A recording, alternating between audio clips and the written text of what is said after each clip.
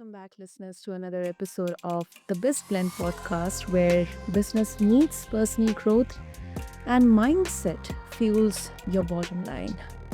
I'm your host, Sana, and today in this episode, we are diving into something that blends leadership, dentistry, technology, and personal transformation. Now, before you think, are you thinking like, wait, dentistry? Stick with me, listeners. Our guest today is redefining leadership beyond the operatory. Meet Dr. Jordan Sanders.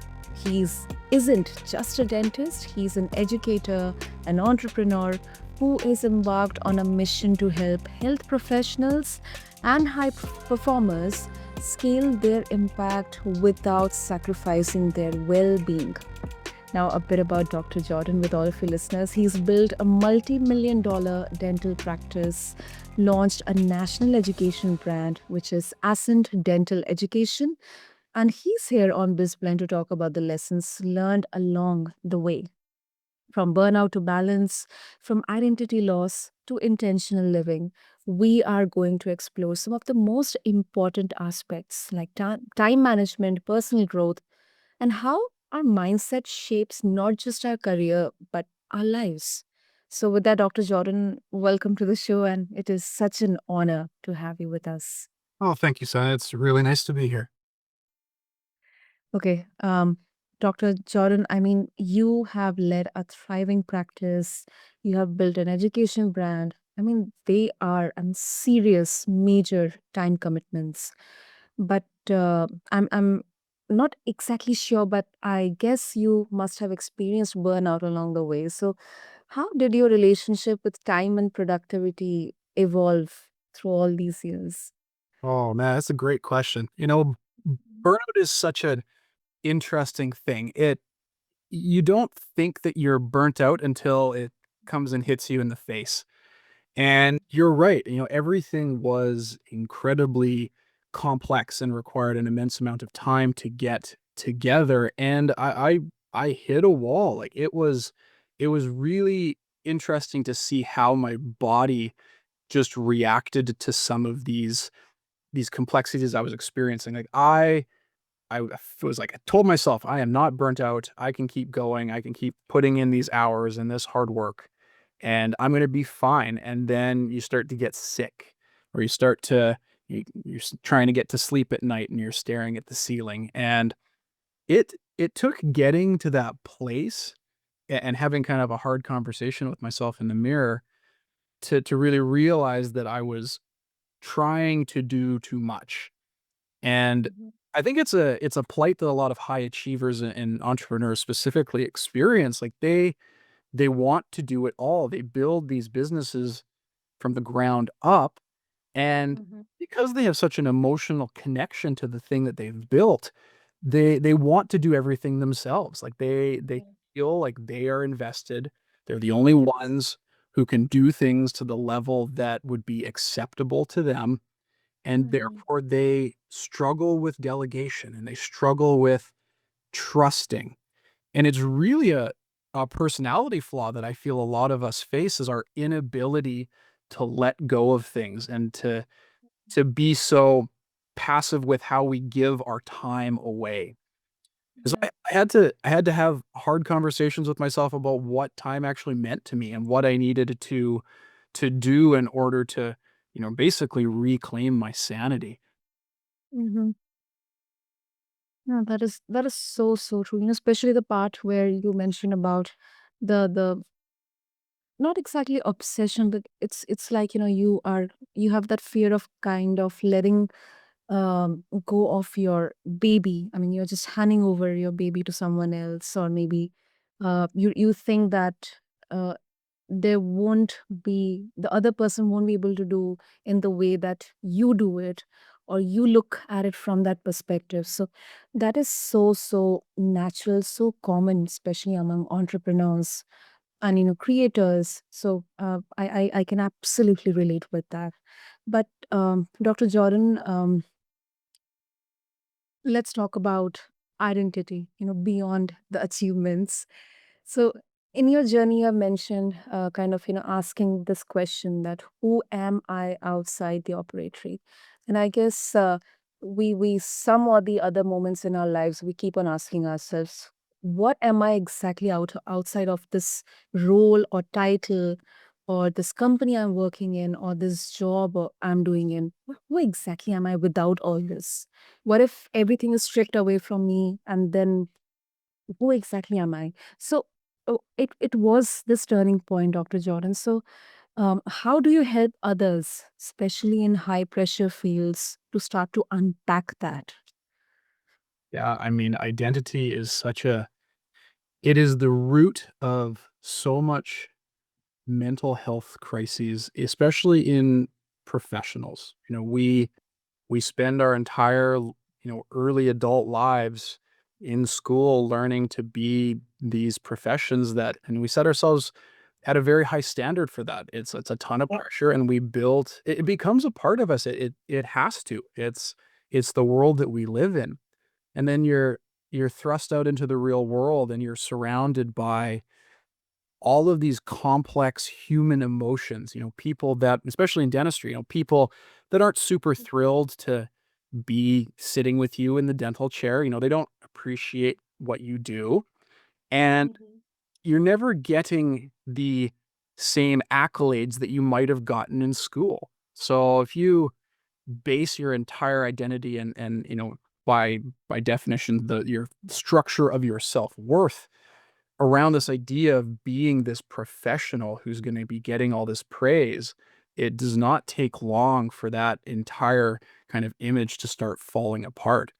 And I think it really comes from this lack of clarity as to what it is that makes you who you are. You don't need these things, you don't need this recognition, but we're so addicted to it in a way because it feels so good.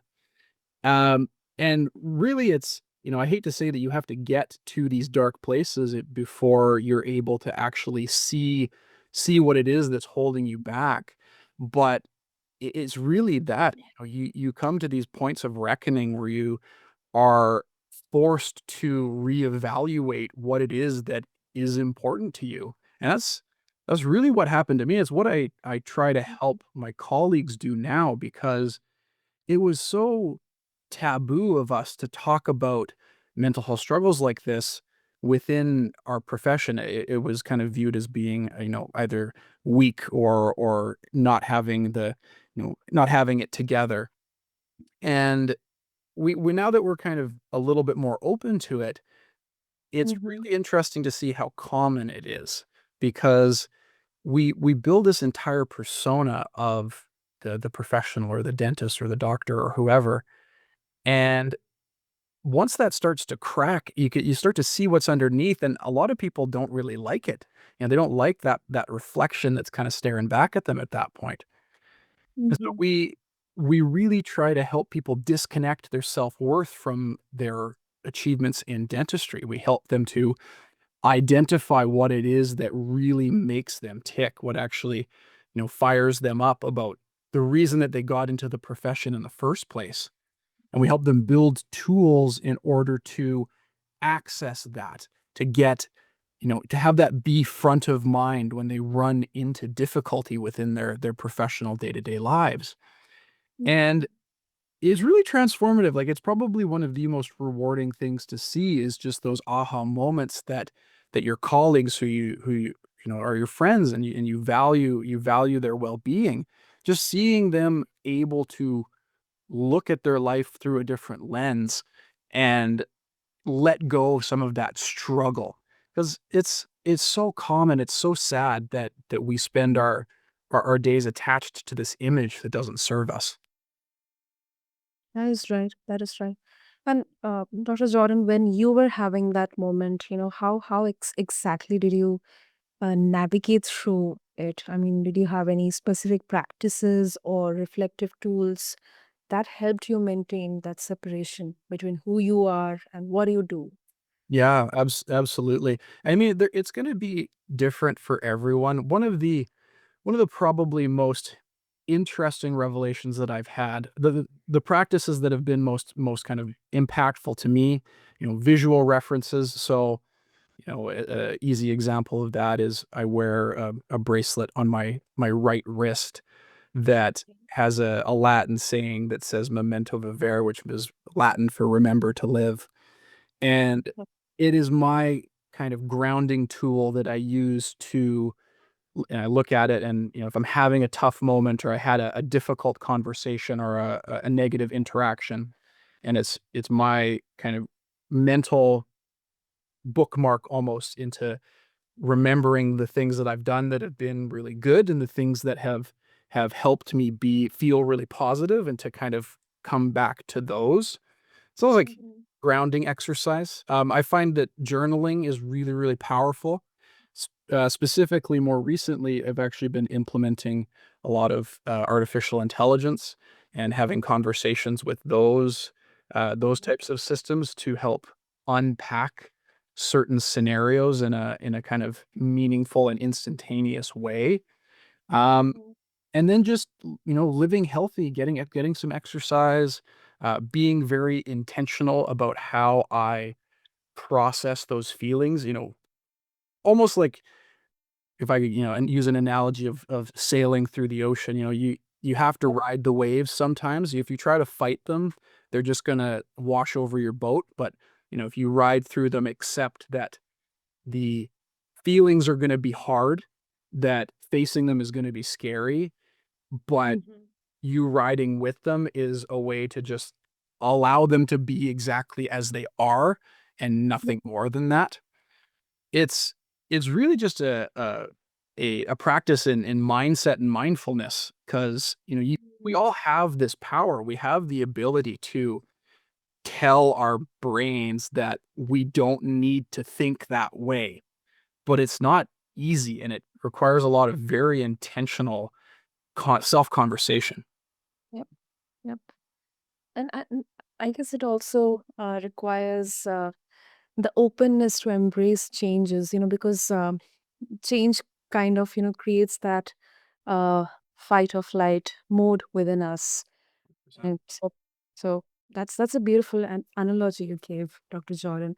And as you mentioned about kind of using technology, so let's talk about dentistry. I mean, it's evolving fast. We are seeing 3D printing, we are seeing digital workflows, how it is reshaping the field.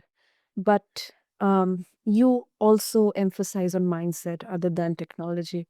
So, how do you integrate mindset coaching into your education programs for dentists? Yeah, it's really it's honestly great. It's been a really exciting and rewarding journey going down that road. Probably like the best thing I can tell is with a story. My dental school days were like most of my colleagues. They were Mm-hmm. really just filled. It's all you know. All you know is the schooling, and that was the same with me. I was forced to just put my head down and grind out all of this stuff in school. And at the end of it, you have this mindset where I was constantly in competition with my classmates. You're trying to get the best grades. You're trying to, Yeah. make yourself look the best amongst the faculty, the patients, whoever it may be. And so you walk out the doors after graduation with this really powerful fight or flight mechanism beat into you. It's almost this pervasive mindset of competition, and it's really hard to unravel. And so I went through that journey myself. Like I was out from school, trying to do better dentistry than everybody else and getting really self-conscious when I would see work that was done better than mine, or when I was unable to maybe achieve the perfection that I thought that I was capable of. And so after kind of working through all of that, now we go to other dentists and we basically just help them unpack that themselves because it doesn't take having conversations with too many dentists to realize that the profession attracts a very specific type of personality. There are people that are very generally type A, Right. perfectionistic by nature, maybe a little bit critical, either of themselves or other people. And you have to kind of sit them down and start to say, okay, like, where does this come from? Why do you feel this way when this kind of thing happens? And start giving them tools to start breaking those patterns. Cause it's like with muscle memory. It's like working out a muscle at a gym. Every time you go there, that muscle gets stronger and stronger. And it's just like your negative mindset. The every time that you walk down that road of Mhm. negativity where that pervasive kind of thought process comes into you, you're going to strengthen that process. You're going to give it more power. And so we have Mhm. to look at this and help people disconnect that road so that when they have the option of walking down that one, they instead choose to go down a different path. And, I wanna say that it's really complex and super, thought-provoking, but really it's just about leveling with people at where they're at and offering them ways to reclaim some of that mental burden. Most of the time, it just comes in the form of time. Like, people are busy. I know, especially, dentists were running around all over the place trying to do dentistry and run a business and, you know, take care of our families and, do well by our communities and offer all of our time to all of these people. And it's a lot. And sometimes there's not a lot left at the end of the day for yourself to be able to actually invest in your own well-being. And so this fundamentally is where it starts for us. We start people by reclaiming their time, giving them less things that they have to think about every day so that they can spend some more time investing in themselves because there's no shortcut to the hard work. You have to be willing to I always tell people like I can't help you if you're not swimming towards me. And so the people that get there and are ready to make those steps, they are they want to, they just are so overwhelmed by their day to day that they need an opportunity to be able to even think about it. And so that's really what we do as a start. And that is really, really fascinating. I think I mean, that exactly, that's why sometimes, I wonder that although we focus too much on skill upgrades, professionally or career wise bettering ourselves, but we kind of forget the mindset behind using those skills effectively. So that's a really powerful reframing. And Dr. Jordan, a bit of a contradictory perspective. So although I am completely on with you on the intentional living, but especially in the business aspect, some might argue that in the early stages of building a business or a company or a brand, you have to hustle hard and sacrifice balance to get ahead. I mean, so many times I've heard about this.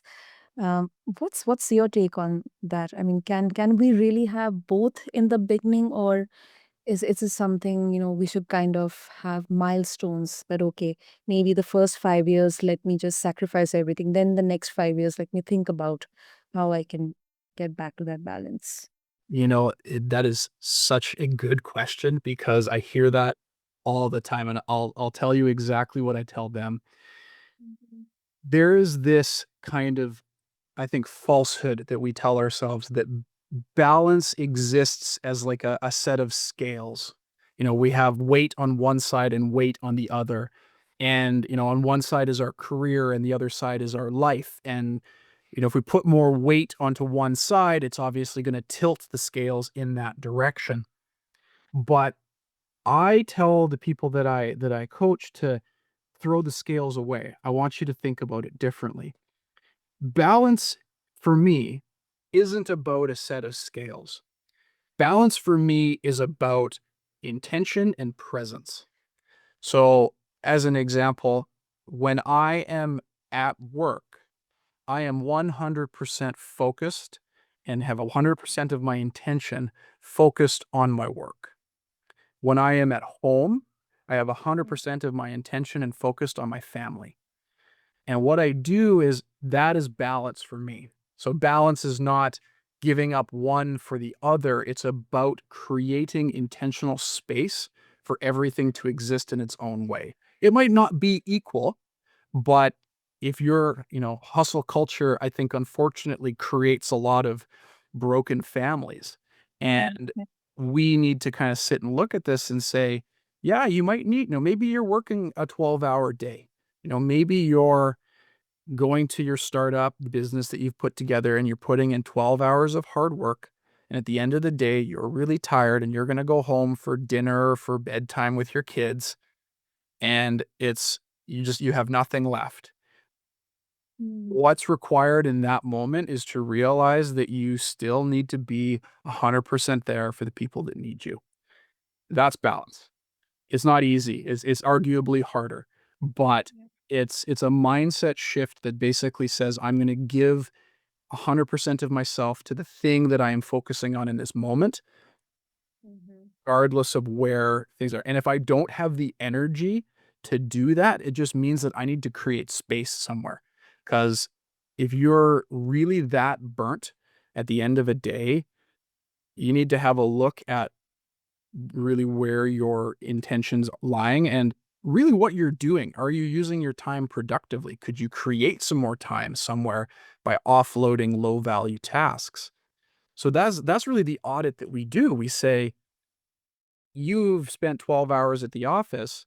Do you need to spend 12 hours at the office? Can I give you an hour of time back somewhere so that you can go home an hour early and have dinner with your family or go to the gym or read a book? That's my definition of balance.